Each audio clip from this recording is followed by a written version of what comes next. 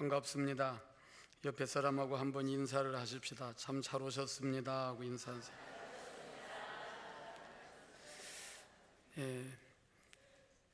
잠은 집에서 자야 제대로 자고 또 피곤도 풀리는데 비행기 안에서 브라질에서 출발을 해서 와서 말씀 전하고 또 많은 일들을 보고 또 비행기 안에서 잠을 조금 자고 그리고 뉴욕에 도착을 했는데 이곳이 브라질인지 LA인지 뉴욕인지 잘 분간이 안 될 정도로 잠 전체 한 3일 동안 잔 잠이 하루 자는 잠만큼도 못 잤어요.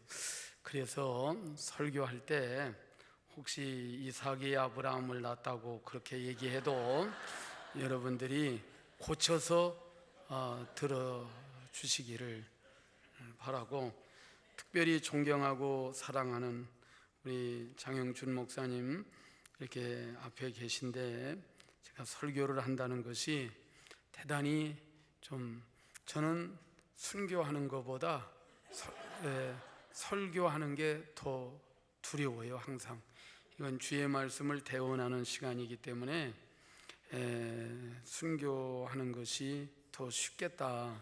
그리고 설교는 평생 했지만 강단에 설 때만큼 두려울 때가 없습니다. 두려운 마음으로 섰습니다. 기도하는 마음으로 말씀을 나누며 주의 음성을 듣기를 축원합니다. 오늘 찬양은 정말 좀 은혜롭고 어쩌면 그렇게 찬양을 잘하시는지 거짓말을 조금 못해서 지금까지 들어본 찬양 중에 가장 잘한 찬양을 오늘 들었습니다. 오늘 설교 제목을 한번 따라서 하십시다. 이 제목만 기억하고 가셔도 여러분들에게 한 주간 큰 은혜가 될 겁니다. 안전한 피난처. 제가 잠을 늦게 자서 목이 많이 가랬어요. 그래서 우렁차게 설교를 못하고 지금 작게 설교를 하겠습니다. 2차 세계대전이 1945년 5월에 실제적으로 독일이 패배함으로 끝났습니다. 유대인들의 마음속에는 이제는 어찌하든지 자신들의 억울한 핏값을 꼭 찾아야 되겠다고 하는 복수심이 가득 찼습니다. 그래서 유대인들은 당시 독일의 육군 중령으로서 유대인 학살을 담당했던 아히만 아돌프를 반드시 찾아서 죽여야 된다 하는 이 복수심이 그 마음속에 불이 탔습니다. 그래서 이 아히만 아돌프를 찾기 위해서 아주 정보망을 동원해서 찾았지만 행방이 너무 묘연한 거예요. 근데 유대인들은 이들을 꼭 잡아서 죽여야 된다, 이 마음만을 갖고 있었습니다. 왜냐하면 그 아히만 아돌프가 이 아우슈비츠 수용소에 얼마나 많은 유대인들을 감금했고 가스로 죽였습니까? 생명은 생명으로, 눈은 눈으로, 이는 이로, 손은 손으로, 발은 발로 갚을 수 있다고 하는 그 율법의 가르침을 가진 이 유대인들은 땅끝까지라도 찾아가서 아히만 아돌프를 잡아서 법정에 세우는 것이 의무로 알았습니다. 그리고 복수자들의 이 자신들의 사명으로 알고 그를 찾아 나선 겁니다. 그를 어디서 찾았느냐면 아르헨티나 꼴도바라고 하는 도시에서 찾았습니다. 제가 그곳을 가보았습니다. 요새지로 만들었습니다. 정말 먼 데서 개미 한 마리가 나타나도 앓을 수 있을 만한 요새지를 만들어 놓았습니다. 그곳에서 잡혔습니다. 수세인도 얼마나 요새지를 만들었는데도 땅속에 두더지처럼 있다 잡혔습니다. 어쨌든 여러분들이 성지순례를 가보시면 요새지들이 많이 있습니다. 그런데 어쨌든 이 아히만 아돌프도 아르헨티나에 몰래 숨어 있었지만 1960년 5월에 체포가 돼서 1961년 재판을 받고 그해 12월 15일에 유죄 판결을 받고 1962년 5월에 사형을 당했습니다. 성경은 이렇게 말합니다. 원수를 갚지 말라. 원수 갚는 건 내게 있다. 하나님의 본심은 원수를 갚지 않는 겁니다. 여러분, 하나님의 본심을 알고 사시기를 축원합니다. 하나님의 본심은 원수를 갚지 않는 거예요. 유대인들은 율법을 문자대로만 해석해서 하나님의 본심에 대해서는 이해하려고 하지 않고, 그래서 성경을 보면 그 말씀만 있는 게 아니라 신명기 32장 35절에 보면 보수는 내 것이다. 그들의 실족할 그때에 내가 갚겠다. 즉 보복하는 그 일은 하나님의 소관임을 하나님이 말씀하십니다. 로마서 14장 19절에 보면 내 사랑하는 자들아 너희가 친히 원수를 갚지 말고 진노하심에 맡기라. 기록되었으되 원수 갚는 것이 내게 있으니 내가 갚으리라. 하나님은 공의의 하나님이십니다. 여러분, 가끔 이런 생각 안 하십니까? 여러분들을 너무 억울하게 하고 너무 모함을 한다든지 너무 황당한 그런 이야기를 하게 되면 하나님이 내가 참고 나는 기도할 뿐인데 너는 나를 미워하나 나는 너를 사랑하니 나는 기도할 뿐이다 하고 기도하고 가다 보면 하나님이 보복하시는 걸 가끔 봅니다. 두렵죠. 그럴 때에 여러분은 절대 여러분이 원수를 갚지 마시기를 바랍니다. 할렐루야. 그런데 하나님께서 출애굽기 21장에 보면 13절 이하에 도피성에 대해서 말씀을 하셔요. 그리고 민수기 25장 9절 이하에 보면 하나님이 도피성에 대해서 좀 세부적으로 말씀을 하십니다. 그래서 도피성을 세우는 목적, 이 도피성을 운영하는 기본 원리, 이런 것들을 말씀하십니다. 이번에는 하나님께서 오늘 본문 여호수아서에는 이제는 이 도피성의 이야기를 반복적으로 말씀하시는 듯 말씀을 하시지만 이제 구체적으로 세울 장소나 운영 방침이나 원리나 이런 것들을 모세에게 말씀했던 것을 여호수아에게 또 말씀을 하세요. 이 도피성은 실수로 살인한 사람들을 보호하기 위해서 하나님께서 특별하게 세우신 그러한 제도예요. 당시에는 사법제도가 완비되어 있지 않기 때문에 살인이 일어나게 되면 가족이나 부족이 원수를 갚았어요. 그런데 살인이 일어났을 때 피해자 측이 정당한 재판을 받기도 전에 이 분한 마음이 생겨져서 무자비하게 보복을 할 가능성이 있다 이 말이에요. 그래서 고의가 아닌 실수로 살인이 저질러졌을 때에 감정적으로 보복을 하는 이러한 일을 막기 위해서 정당한 재판 절차를 밟아서 제대로 이들을 처리하기 위해서 하나님께서 도피성 제도를 만들어 주셨어요.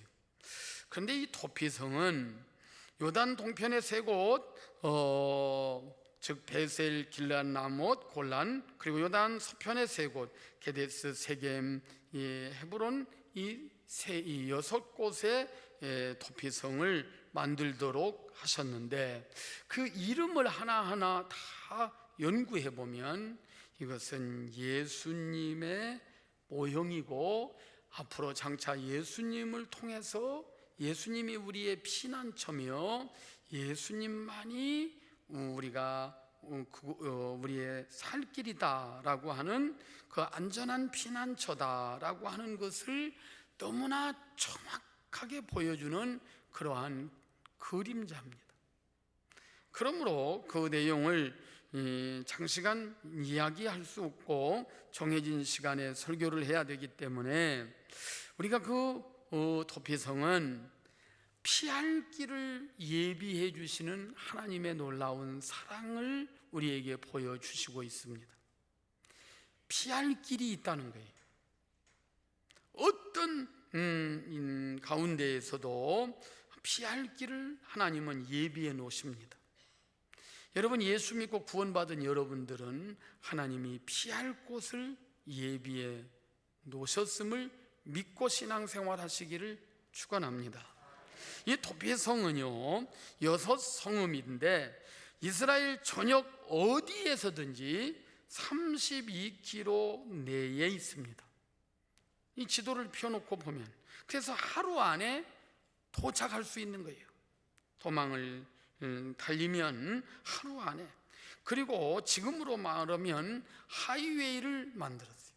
그래서 그때 당시에는 다 오솔길인데도 도피성으로 가는 길은 폭을 14m 이상이 되도록, 그래서 또 잘 닦아 놓습니다. 그래서 누구나 달려가기에 좋도록 만들었어요. 뿐만 아니라 이 미클라트라고 하는 이 도피성이라고 하는 표지판, 안내판을 이제 이 어떤 모퉁이라든지 어떤 갈래길이라든지 이런 곳에는 반드시 설치를 해서 달리면서도 어디로 가야 사는가 그것을 알 수 있도록 표지판을 만들어서 세워놓았습니다. 그래서 부지중에 살인한 사람이 도피성을 향하여 달려갈 때에 아주 쉽게 찾아갈 수 있도록 신명기 19장 3절에 보면 그렇게 만들어 놓았습니다. 도피성의 짧은 시간에 누구나 피할 수 있는 이 피난처로 하나님께서 만들어 놓으신 거예요. 이 도피성은 앞에서 말씀드린 대로 예수님의 모형이고 그림자입니다. 일단 도피성 안에 들어온 자는 그 누구도 내쫓을 수가 없습니다. 예수님도 자기 앞으로 나오는 자를 영접해 주시고 결코 내어 쫓지 않는다고, 아버지께서 내게 주신 자는 다 내게 올 것이요 내게 오는 자는 내가 결단코 내쫓지 아니하리라, 요한복음 6장 37절에 그렇게 말씀하셨습니다. 그러므로 여러분은 일단 예수를 영접하고 성령으로 인침을 받은 여러분들은 이제 주님이 여러분을 영원히 버리지 아니하십니다. 도피성의 보복자로부터 안전한 이 피난처로 주님이 여러분과 저를 책임져 주시는 거예요. 예수님은 내가 그들에게 영생을 주노니 영원히 멸망하지 아니할 것이요 또 그들을 내 손에서 빼앗을 자가 없으리라. 요한복음 10장 28절의 말씀입니다. 영원한 구원을 보장해 놓으셨어요. 이 도피성에 일단 들어가면 이제 안전합니다. 당시에 많은 성들의 문들이 있었습니다. 그런데 그 문은 밤이 되면 그 문이 다 닫혀집니다. 그런데 유일하게 도피성은 항상 그 문을 열어놓습니다. 밤에도 열려져 있습니다. 여러분, 예수는 언제 믿어도 주님께 밤에 찾아오든 낮에 찾아오든 새벽에 찾아오든 내가 예수를 영접할 수 있는 겁니다. 할렐루야. 그래서 전쟁터에서 예수를 영접할 수도 있고 일터에서 예수를 영접할 수도 있고 교회에 나와서 예수를 영접할 수도 있고 누구의 전도를 통해서 예수를 영접할 수도 있고 죽을 병에서 예수님을 만날 수도 있습니다. 그러므로 여러분들은 밤에 잠자는 가운데도 주님을 만날 수가 있습니다. 저는 뱃속에서부터 예수를 믿었는데 꼭 죽고 살지 못할 병을 3번 앓았습니다. 그래서 꼭 죽고 살지 못하리라 히스기야 왕처럼 그런 병을 3번 앓았고, 그리고 온 몸에 암이 전이가 돼서 살지 못하는 일을 만나본 적도 있습니다. 그렇지만 주님은 나의 피난처가 되어 주셨습니다. 여러분, 주님은 우리를 어디서든지 우리가 주님 안에 들어오면 주님은 우리를 책임지십니다. 이게 도피성입니다. 예수님이 직접 말씀하셨습니다. 요한복음 10장 9절에 보면 내가 문이다. 누구든지 나로 말미암고 들어가면 구원을 얻고 또 들어가며 나오며 꼴을 얻으리라. 예수님은 범죄한 사람들을 기다리고 계십니다. 밤에도 기다리고 낮에도 기다리고 문을 열어놓고 집 나간 아들을 기다리는 그 아버지처럼 기다리고 계십니다. 수고하고 무거운 짐진 자들아 내게로 오라. 내가 너희를 쉬게 하리라. 안전한 피난처 주님밖에 없습니다. 그리고 사람이 감당할 시험밖에는 너희가 감당할 것이 없나니 오직 하나님은 미쁘사 너희가 감당하지 못할 시험 당함을 허락하지 아니하시고 시험 당할 즈음에 또한 피할 길을 내사 너희로 능히 감당하게 하시느니라. 저는 참 죄송하지만 충청도 사람입니다. 성완종 또 누구죠? 국무총리 됐다가 금방 가신 분? 저도 알아요. 예. 그런 분들 때문에 제가 고향을 잘 못 밝히는데 저는 오리지널 충청도 사람입니다. 그리고 신앙생활은 어려서부터 이북에서 내려오신 목사님에게 세례를 받고, 그리고 장성칠 목사님을 믿음의 아버지로 모시고, 그리고 그분이 줄에도 서주고, 그리고 저를 끝까지 사랑해 주시다가 지금은 이제 천국에 가 계신데, 어떤 분들은 저보고 이북 사람이라고 그래요. 어떤 사람은 경상도 사람 같고, 어떤 사람은 전라도 사람 같다는 분도 있고, 여러 가지로 말을 하지만 저는 충청도 사람입니다. 그런데 그래서 속을 잘 모릅니다. 여론조사 잘 안 맞는다고 그러잖아요. 충청도는 빼놓고 여론조사 한다고 그러잖아요. 그런데 정말로 어려운 고비, 절벽에 아주 전혀 감당할 수 없는 그런 절벽에 여러 번 서봤어요. 그런데 하나님은 감당하게 해주십니다. 제가요, 남미에서 개천에서요 못나는 것처럼 총회장이 됐는데 단 한 사람에게도 총회장 되고 싶다는 얘기를 해본 적이 없습니다. 우리 동네 사람에게도. 그리고 총회장을 할 마음도 안 가졌는데 물이 저한테 흘러와서 총회를 섬기라고 해서 총회를 지금 섬기고 있는 중입니다. 기도 많이 해주시기를 바랍니다. 여러분, 남북전쟁이 한참 이제 전쟁을 할 때에 1862년에 메릴랜드에서 한 초소에서 북군의 한 병사가 남군의 한 병사를 이제 조준하고 이제 방아쇠를 당기려고 하는 순간이었습니다. 이제 방아쇠를 당기면 죽는 겁니다. 그런데 이 남군의 병사의 입에서 노래가 흘러나오는 겁니다. 선한 목자 되신 우리 주 항상 인도하시고 방초 동산 좋은 곳에서 우리 먹여주소서. 선한 목자 구세주여 항상 인도하소서. 다 같이 한번 합시다. 선한 목자 구세주여 항상 인도하소서. 이 찬송을 듣고 북군의 그 병사가 도저히 방아쇠를 못 당긴 거예요. 근데 나중에 이 둘이 만납니다. 델라웨어 여객선 안에서 우연히 만났어요. 당군 병사였던 사람은 여전히 그곳에도 그 찬송을 또 부르고 있습니다.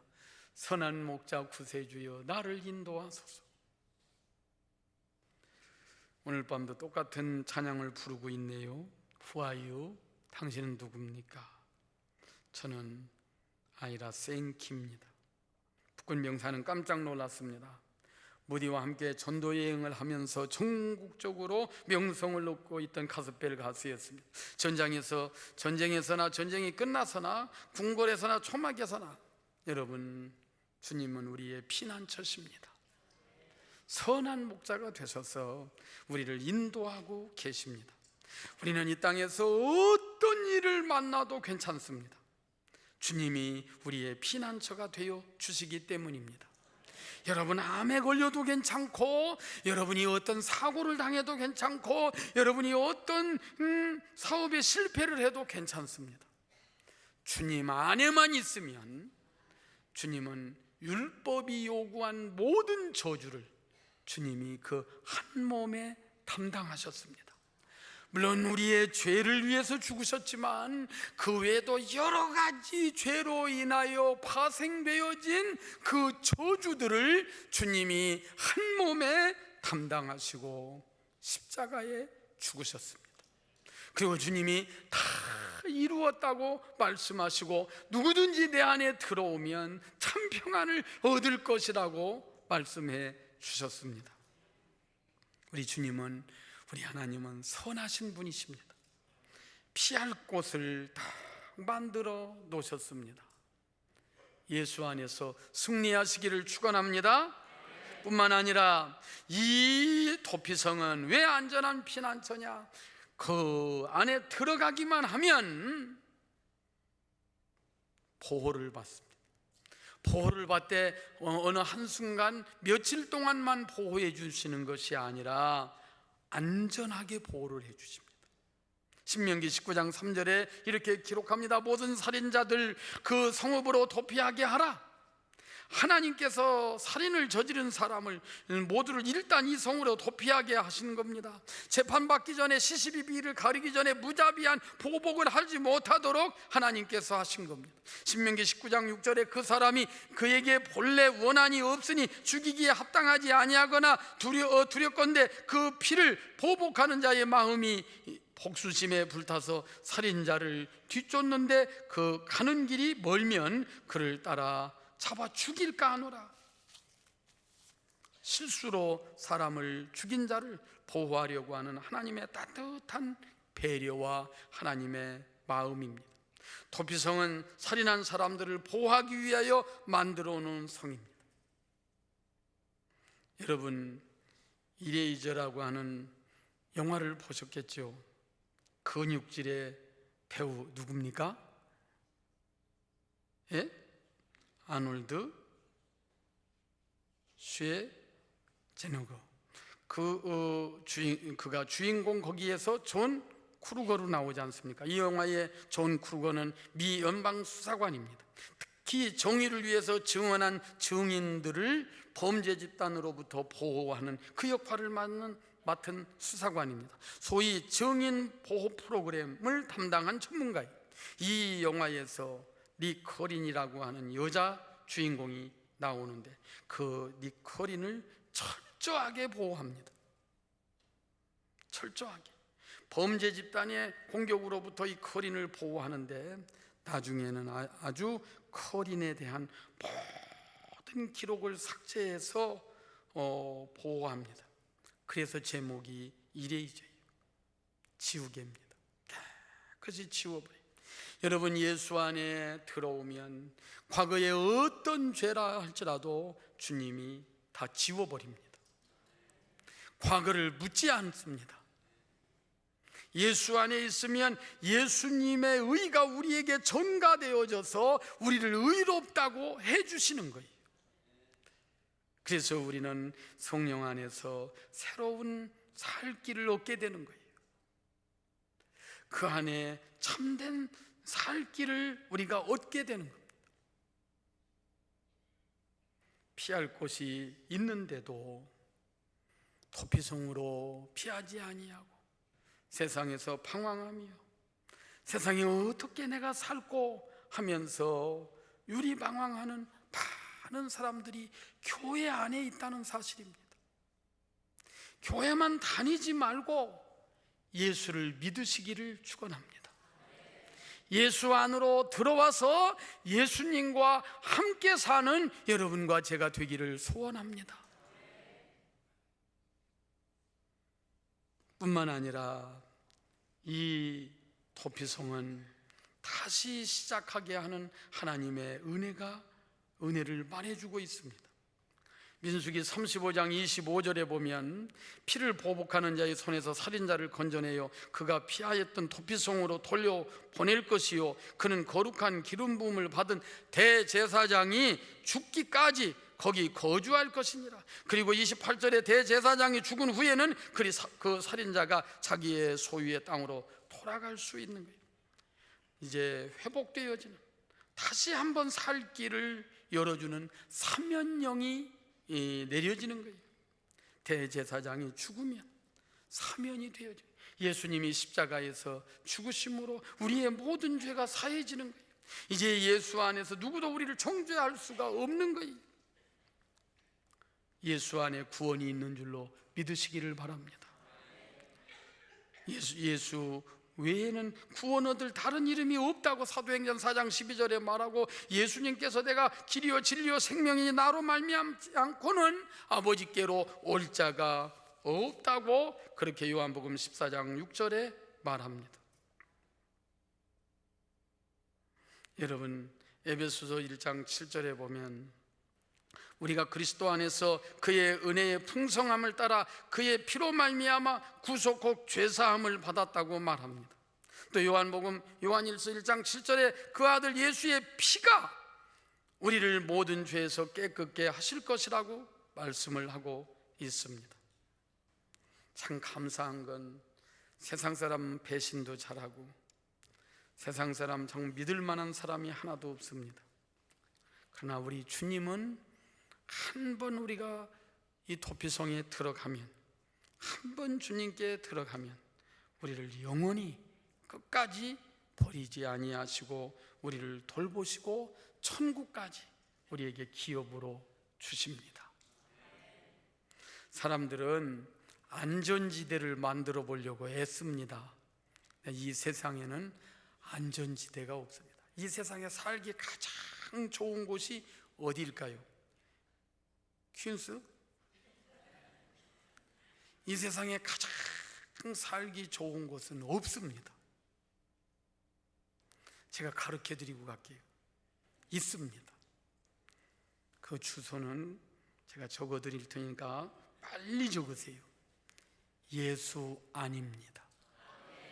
주 안에 있는 나에게 딴 근심이 있어요. 여러분, 근심만 없으면 되잖아요.